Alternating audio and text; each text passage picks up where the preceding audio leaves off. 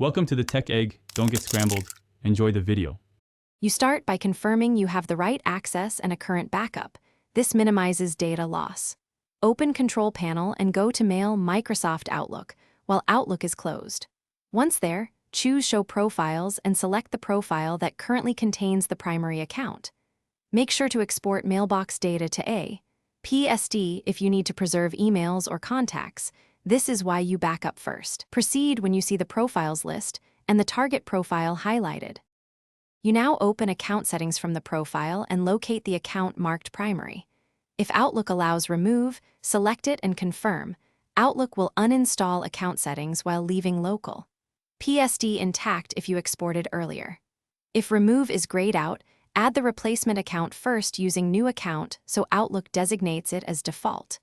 Once a new default exists, return and remove the original primary. This sequence prevents profile corruption and keeps your data Finish by restarting Outlook to ensure the profile change takes effect and confirm the intended account is now default. If you exported a PSD, import it via File Open and Export so items appear in the new profile.